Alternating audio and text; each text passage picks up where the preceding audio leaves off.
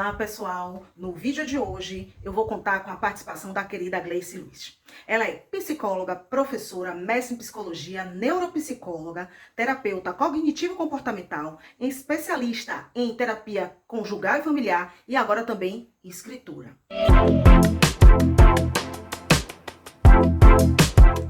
Veja aqui na descrição os detalhes do livro e o link para a compra.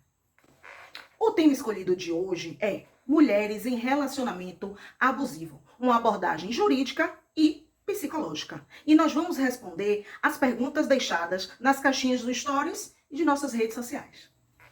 A primeira pergunta foi o seguinte: o que realmente seria um relacionamento abusivo? Até porque muitas mulheres estão em um relacionamento deste tipo, disfuncional, tóxico, abusivo, mas ainda não têm essa noção. Bom, esse conceito é bastante subjetivo, porque não há uma definição específica na legislação. O que existe são leis esparsas que abordam quais são os instrumentos que as mulheres possuem para se protegerem dos mais diversos tipos de violência. Dentre esses instrumentos está a Lei 11.340, de 7 de agosto de 2006, a Lei Maria da Penha, como ela é amplamente conhecida. O grande objetivo dessa lei é o de proteger a mulher de agressões no âmbito doméstico e familiar. Durante muito tempo, diversas gerações cresceram ouvindo frases como: em briga de marido e mulher, ninguém mete a colher. Só que essa cultura do silêncio sobre os desentendimentos entre casais ocorria no casamento com a chancela tanto da igreja quanto do Estado. A promulgação dessa lei foi essencial para uma positivação de uma política estatal de combate aos relacionamentos abusivos e a definição dos diversos tipos de violência, que passaram a ser reconhecidas como passíveis de punição no âmbito penal. A gravidade da vulnerabilidade e a urgente necessidade de proteção à mulher era tão grande que a lei especificou de forma minuciosa as diversas formas de violência, deixando bem claro que essas violências não são violências de direitos humanos, conforme prevê o artigo 6º da lei. A violência doméstica e familiar contra a mulher constitui uma das formas de violação dos direitos humanos. Muitas mulheres sofrem violência, estão em relacionamentos abusivos e não se dão conta, sendo horas xingadas, reprimidas, sofrem de ciúmes excessivos, chantagem, controle, expostas em grupos com autoestima atingida e até mesmo perdem a autonomia sobre o seu próprio patrimônio. Agora vamos passar a palavra para a Gleice para que ela possa responder essa mesma pergunta, mas sobre o ponto de vista psicológico. Resposta da primeira questão. Em complemento à definição que a área jurídica dá ao relacionamento abusivo, a psicologia caracteriza esse tipo de relacionamento como aquele que traz algum impacto, alguma restrição emocional para o indivíduo em questão. Seja essa uma restrição na mobilidade, no deslocamento, no direito de ir e vir, uma restrição na forma de expressar suas opiniões, de trazer suas ideias, da pessoa falar sobre os seus sentimentos, as suas emoções, ter o direito de ir de encontro a um argumento trazido pelo outro. Em suma, algum tipo de privação, de corte na forma como o indivíduo existe naquela relação. Ele não tem direito a manifestar-se em nenhuma dessas esferas que seja divergente daquilo que o parceiro ou a parceira acredite. Desse modo, suas opiniões são sempre anuladas. Muitas vezes, há uma desvalorização também da sua pessoa, para além daquilo que a pessoa acredita, para além da sua ideia, para além da sua opinião. Então, esse tipo de relação permeia a violência, o desrespeito, a falta de compreensão de que a outra parte tem direito a pensar diferente, a agir diferente, a expressar suas emoções de forma diferente da outra parte. E dessa forma, existem diferentes tipos de agressões, de violências nesse relacionamento abusivo, que permeiam não só a violência física, mas também a violência verbal e, muitas vezes, a violência comportamental, através de um olhar, através de uma postura que seja muito ameaçadora, que pode a fala da pessoa que está sendo desvalidada, desrespeitada. E isso faz com que ela não se sinta capaz de expressar uma opinião, fechando-se, acuando-se, adotando uma postura muito defensiva. E vale ressaltar que esse tipo de relação ele vai se desenvolvendo de modo contínuo, não é da noite para o dia. Muitas vezes, desde o namoro, desde os primeiros encontros, a gente já começa a perceber sutilezas, falas que são desvalorizadas, uma ideologia religiosa, uma ideologia política, um argumento mais incisivo, uma postura de autoridade que, de certa forma, deixa a mulher coagida, sem ter forças para se colocar. Uma das coisas mais interessantes que eu achei que a Gleice pontuou foi o seguinte: a abusividade, ela não começa, gente, da noite para o dia, não é de repente. Vai sendo gradativamente, de modo sutis, no início, para depois ir aumentando. Assim, a vítima muitas vezes não percebe, logo de início, estar em uma relação abusiva. Vocês já ouviram falar na parábola do sapo na água quente? Se colocarmos numa panela o sapo e levarmos até o fogo com água fria e formos esquentando aos poucos, o sapo não percebe e ele morre fervido. No entanto, se a gente jogar esse sapo em uma panela com água já quente, ele percebe logo e pula fora. Ou seja, ele sai chamuscado, mas ele não morre. Creio que seja algo parecido com o que ocorre nessas relações tóxicas. Quem analisa de fora, no aniversário, passando tempo com o casal, muitas vezes nota rápido os sinais vermelhos da abusividade. Isto porque quem está dentro daquela relação, vivendo o dia a dia com o parceiro ou a parceira, está como o sapo está na água, sendo aquecido aos poucos. Por isso, muitas vezes, não pula logo fora. Vamos para a segunda pergunta, bem frequente, aliás. Por que muitas mulheres permanecem nesse tipo de relacionamento? Essa questão eu vou passar primeiro para a nossa psicóloga e escritora Gleice Luz. É contigo. Resposta da questão 2. Quando a gente fala de permanência na relação abusiva, o fator que mais aparece é a dependência financeira. Muitas mulheres acabam se submetendo a relações que lhe desvalorizam enquanto ser humano porque não ganham o suficiente para se manter, falando, claro, daquelas mulheres que trabalham fora de casa e que têm uma renda, mas também a gente tem algumas relações que o parceiro não autoriza a mulher a trabalhar. E acaba que essa pessoa fica completamente dependente financeiramente do parceiro para as coisas mais mínimas, como, por exemplo, comprar um absorvente, comprar uma roupa, um shampoo. E isso faz com que haja cada vez mais um fortalecimento dessa dependência que invalida essa mulher enquanto ser humano nas suas capacidades e potencialidades. Porém, é preciso falar também da dependência emocional, algo que não é tão objetivamente mensurado, porque perpassa por uma baixa no autoconhecimento. A maioria dessas mulheres não se conhecem a fundo, não conhecem quais são os seus pontos fortes e seus pontos fracos. Muitas delas não reconhecem que podem estar reproduzindo padrões de relacionamentos abusivos vivenciados nas suas relações infantis. Outras acreditam que a figura masculina é uma figura de proteção, de autoridade. Isso com base em todo um contexto histórico e cultural que sim influencia no nosso psicológico. A figura masculina, ela é associada à figura paterna.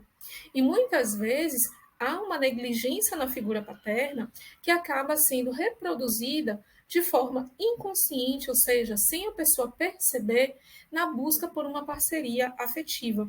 Então, ela acaba se casando com alguém que é muito próximo da figura paterna e reproduzindo assim um padrão de violência emocional. O autoconhecimento acaba trazendo uma baixa autoestima, claro que corroborada por essas relações que a cada dia fazem com que a mulher sinta-se cada vez mais negligenciada, menosprezada, incapaz, inferiorizada, de modo mais macro nessa relação abusiva.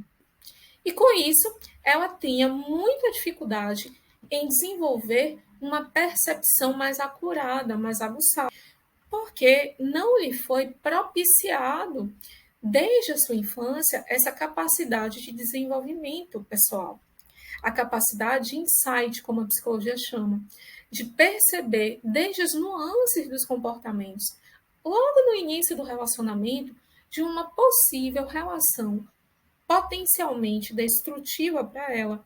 Então, acaba que ela entra em um looping, em um círculo infinito de dependência, de acreditar que não é capaz e que o outro é capaz.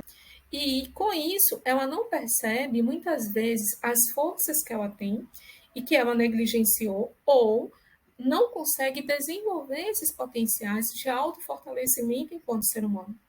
Pois o fato de eu me relacionar com a pessoa não significa me relacionar com alguém que é gêmeo a mim, que tem exatamente a mesma forma de pensar, de agir, de sentir. Um relacionamento saudável perpassa por a gente reconhecer as diferenças dos outros e administrar essas diferenças, algumas de modo até admirável e outras flexibilizando-os. Só que esse movimento não lhe é permitido e ela fica cada vez mais dependente de um terceiro, de uma outra pessoa, para poder definir como ela deve agir, como ela deve se sentir, como ela deve pensar. Resposta da terceira questão. E para sair da situação em que ela se encontra, vai depender de uma análise do momento da relação. É claro que se a gente está falando de um relacionamento, de um namoro, um relacionamento que está no início, a tendência é que haja recursos mais favoráveis do que uma situação de casamentos por décadas.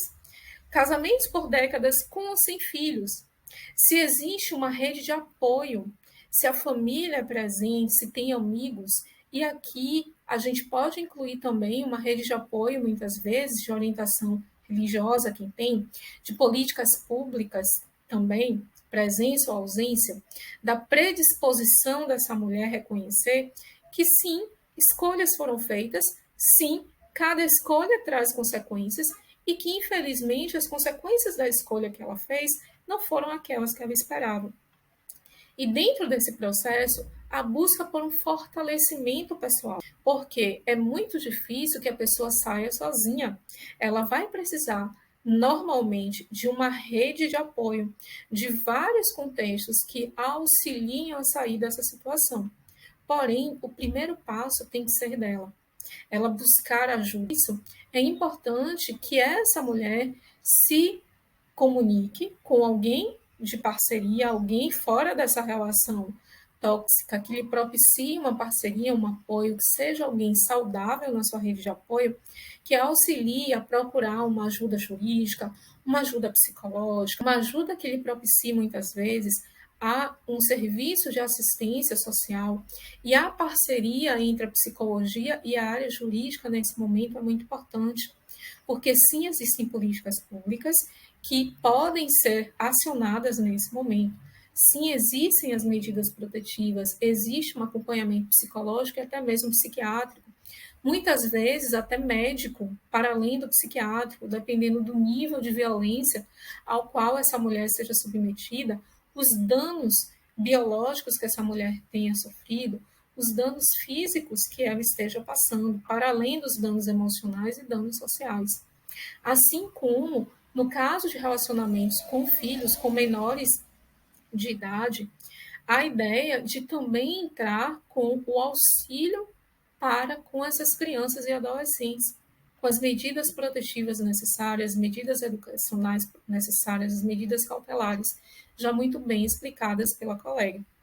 Então, é importante que a gente tenha um olhar multiprofissional e multidirecional, para, sim, não só fazer um registro de uma situação de violência e abandonar o caso, mas dar um suporte para fortalecer esse indivíduo, essa mulher que está em situação de um relacionamento abusivo, de modo que ela consiga romper com esse nível de dependência emocional, muitas vezes desenvolver aí habilidades econômicas que lhe propiciem um trabalho, que lhe propiciem uma renda para se sustentar.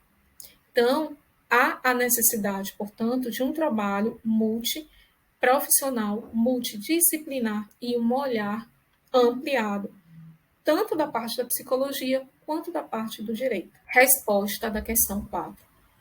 E para que uma mulher não se submeta a uma situação de relacionamento abusivo, é claro que a gente não tem como antever se aquela pessoa, de fato, é ou não uma pessoa violenta. Mas existem algumas características que nós podemos trabalhar conosco. E a principal delas é o autoconhecimento. Reconhecer quem somos, o que nós trazemos enquanto potenciais e enquanto fraquezas. Trabalhar o fortalecimento da nossa autoestima. Reconhecer que somos seres em desenvolvimento. Identificar se existiram traumas emocionais que possam ter influenciado na autoestima e que podem facilitar uma dependência emocional. Também e principalmente fazer um planejamento afetivo relacional. Sim, é algo pouquíssimo falado, mas é importantíssimo que a pessoa, que essa mulher, faça um mapeamento de quais são as características que ela gostaria de ter numa relação, o que lhe cabe no relacionamento e o que cabe à outra parte. O que essa mulher gostaria de construir, quem é essa pessoa que ela traz como possibilidade de parceria. E aqui vale ressaltar, não estou trazendo a ideia de príncipe encantado ou princesa encantada, dependendo do tipo de relacionamento que essa mulher que está passando por uma situação de abuso venha a relacionar-se, mas sim trazendo uma perspectiva de, ao autoconhecer-se, ao trabalhar a sua autoestima, fazer esse planejamento, reconhecer que existe, assim como ela, pessoas com pontos fortes e pontos fracos, com qualidades e defeitos, e reconhecer quais são os defeitos que ela vai aceitar no outro, quais são os aspectos inegociáveis, quais são os seus valores pessoais. E a partir daí, observar, treinar a percepção, a observação não só de si, mas também do outro. E, com isso, trabalhar também o diálogo. Se lhe é permitido uma comunicação, se lhe é permitido expressar opinião, se lhe é permitido agir de modo autônomo, se de fato é uma parceria ou se é uma relação de imposição. E logo no início do relacionamento, muitas vezes, o envolvimento afetivo acaba cegando, dificultando essa leitura mais racional, mais nítida. Por isso, se você tem um trabalho prévio de autoconhecimento, se você buscou uma psicoterapia, se você buscou outras vias que lhe propiciem esse trabalho, a tendência é que você já entre em uma relação mais fortalecida e mais consciente, não só de si, como do outro. Fantástica essa explicação, Luiz.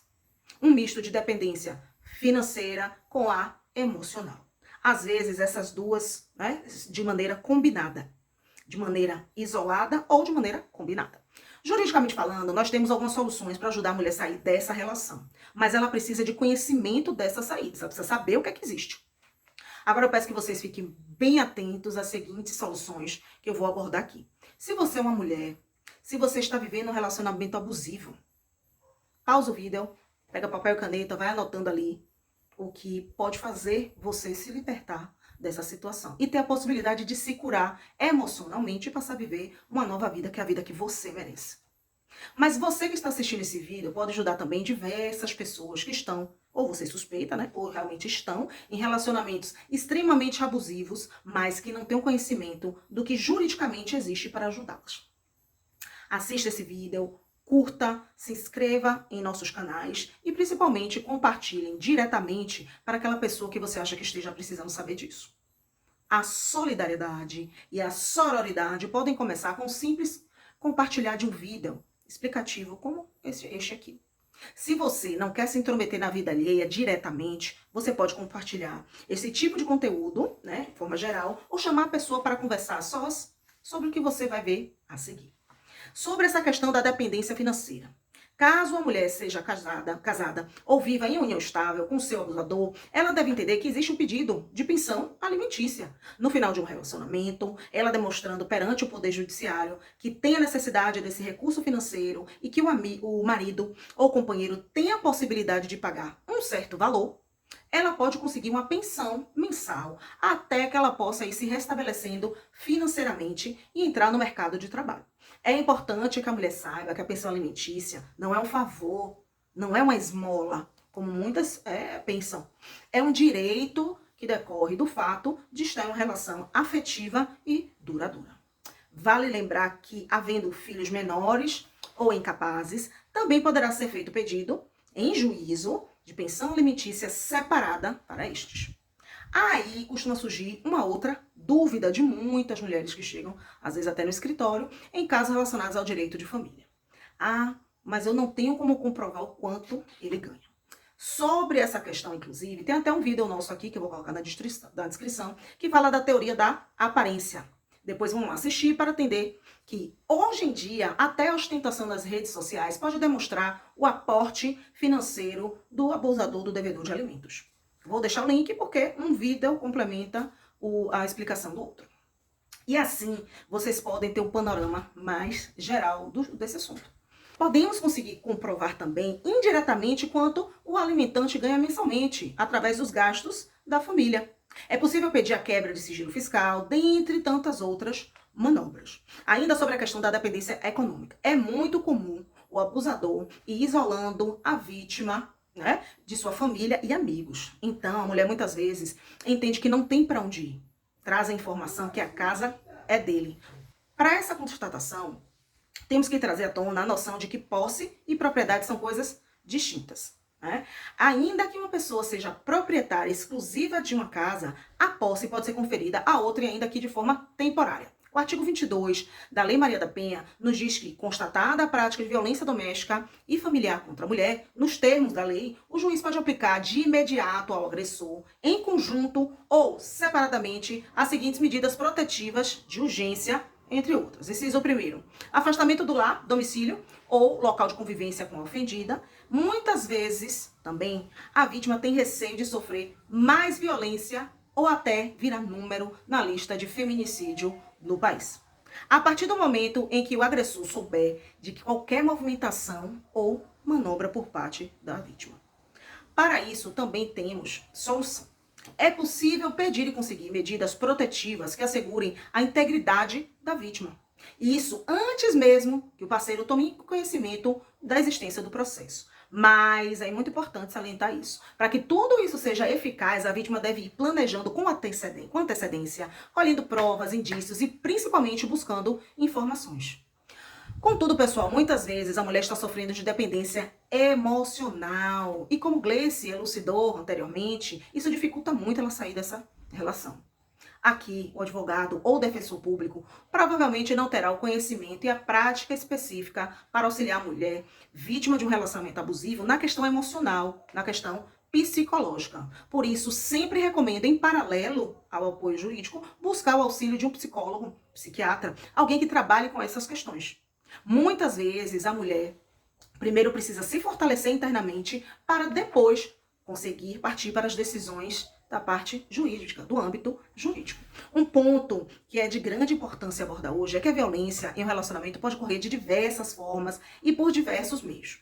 Diferentes tipos de abuso que podem ocorrer em um relacionamento abusivo, abuso emocional ou psicológico, o abuso físico, o abuso sexual, o abuso financeiro, patrimonial e o abuso tecnológico. Todos eles estão dispostos lá no artigo 5º da Lei Maria da Penha. Com o advento das redes sociais, o tema é amplamente discutido, sendo de conhecimento público, vindo de sobremaneira contribuir com a propagação do tema. Desta forma, é compreensível que o conceito não seja limitado, pois, infelizmente, ainda podem surgir novas formas de violência. O conceito não é um conceito fechado. Há uma década, por exemplo, não seria possível o reconhecimento de um abuso tecnológico, o que já acontece nos dias de hoje. Vamos analisar agora a terceira questão que foi escolhida. Como conseguir sair deste relacionamento abusivo? Vamos observar o que Gleice Luz nos diz sobre essa decisão, momento de sair deste tormento. Resposta da terceira questão. E para sair da situação em que ela se encontra, vai depender de uma análise do momento da relação, É claro que se a gente está falando de um relacionamento, de um namoro, um relacionamento que está no início, a tendência é que haja recursos mais favoráveis do que uma situação de casamentos por décadas. Casamentos por décadas com ou sem filhos. Se existe uma rede de apoio, se a família é presente, se tem amigos, e aqui a gente pode incluir também uma rede de apoio, muitas vezes, de orientação religiosa, quem tem, de políticas públicas também, presença ou ausência, da predisposição dessa mulher reconhecer que sim, escolhas foram feitas, sim, cada escolha traz consequências e que, infelizmente, as consequências da escolha que ela fez não foram aquelas que ela esperava. E dentro desse processo, a busca por um fortalecimento pessoal, porque é muito difícil que a pessoa saia sozinha. Ela vai precisar, normalmente, de uma rede de apoio, de vários contextos que auxiliem a sair dessa situação. Porém, o primeiro passo tem que ser dela. Ela buscar ajuda. Isso é importante que essa mulher se comunique com alguém de parceria, alguém fora dessa relação tóxica, que lhe propicie uma parceria, um apoio, que seja alguém saudável na sua rede de apoio, que auxilie a procurar uma ajuda jurídica, uma ajuda psicológica, uma ajuda que lhe propicie muitas vezes a um serviço de assistência social, e a parceria entre a psicologia e a área jurídica nesse momento é muito importante, porque sim, existem políticas públicas que podem ser acionadas nesse momento. Sim, existem as medidas protetivas, existe um acompanhamento psicológico e até mesmo psiquiátrico, muitas vezes até médico, para além do psiquiátrico, dependendo do nível de violência ao qual essa mulher seja submetida, os danos biológicos que essa mulher tenha sofrido, os danos físicos que ela esteja passando, para além dos danos emocionais e danos sociais. Assim como, no caso de relacionamentos com filhos, com menores de idade, a ideia de também entrar com o auxílio para com essas crianças e adolescentes, com as medidas protetivas necessárias, medidas educacionais necessárias, as medidas cautelares, já muito bem explicadas pela colega. Então, é importante que a gente tenha um olhar multiprofissional e multidirecional, para, sim, não só fazer um registro de uma situação de violência e abandonar o caso, mas dar um suporte para fortalecer esse indivíduo, essa mulher que está em situação de um relacionamento abusivo, de modo que ela consiga romper com esse nível de dependência emocional, muitas vezes desenvolver aí habilidades econômicas que lhe propiciem um trabalho, que lhe propiciem uma renda para se sustentar. Então, há a necessidade, portanto, de um trabalho multiprofissional, multidisciplinar e um olhar ampliado, tanto da parte da psicologia quanto da parte do direito. Muito bom, muito interessante. Quarta pergunta: como não entrar num relacionamento abusivo? Mais uma vez, eu vou passar primeiro a bola para a nossa psicóloga maravilhosa. Resposta da questão 4. E para que uma mulher não se submeta a uma situação de relacionamento abusivo, é claro que a gente não tem como antever se aquela pessoa, de fato, é ou não uma pessoa violenta. Mas existem algumas características que nós podemos trabalhar conosco. E a principal delas é o autoconhecimento. Reconhecer quem somos, o que nós trazemos enquanto potenciais e enquanto fraquezas. Trabalhar o fortalecimento da nossa autoestima. Reconhecer que somos seres em desenvolvimento. Identificar se existiram traumas emocionais que possam ter influenciado na autoestima e que podem facilitar uma dependência emocional. Também e principalmente fazer um planejamento afetivo relacional. Sim, é algo pouquíssimo falado, mas é importantíssimo que a pessoa, que é essa mulher, faça um mapeamento de quais são as características que ela gostaria de ter numa relação, o que lhe cabe no relacionamento e o que cabe à outra parte. O que essa mulher gostaria de construir, quem é essa pessoa que ela traz como possibilidade de parceria. E aqui vale ressaltar, não estou trazendo a ideia de príncipe encantado ou princesa encantada, dependendo do tipo de relacionamento que essa mulher que está passando por uma situação de abuso venha a relacionar-se, mas sim trazendo uma perspectiva de, ao autoconhecer-se, ao trabalhar sua autoestima, fazer esse planejamento, reconhecer que existe, assim como ela, pessoas com pontos fortes e pontos fracos, com qualidades e defeitos, e reconhecer quais são os defeitos que ela vai aceitar no outro, quais são os aspectos inegociáveis, quais são os seus valores pessoais. E a partir daí, observar, treinar a percepção, a observação não só de si, mas também do outro. E, com isso, trabalhar também o diálogo. Se lhe é permitido uma comunicação, se lhe é permitido expressar opinião, se lhe é permitido agir de modo autônomo, se de fato é uma parceria ou se é uma relação de imposição. E logo no início do relacionamento, muitas vezes, o envolvimento afetivo acaba cegando, dificultando essa leitura mais racional, mais nítida. Por isso, se você tem um trabalho prévio de autoconhecimento, se você buscou uma psicoterapia, se você buscou outras vias que lhe propiciem esse trabalho, a tendência é que você já entre em uma relação mais fortalecida e mais consciente não só de si, como do outro. Perfeito, Gleice. Autoconhecimento é tudo, gente. Fortalecer a nossa autoestima e se informar, assistir vídeos, palestras e, a esse respeito, é salutar. É preciso um olhar atento aos primeiros sinais, as red flags, as bandeiras, sinais vermelhos. E você? Já viveu um relacionamento abusivo? Está atualmente vivendo isso? Analise as dicas, instrumentos que trouxemos hoje aqui com esse vídeo. Você conhece alguém que está passando por essa circunstância? Compartilha. E mais uma questão, gente. Você já fez aquela autoanálise? Se olhou no espelho? Será que você não está tendo comportamentos abusivos na sua relação? Fica aqui essa reflexão. Até o próximo vídeo.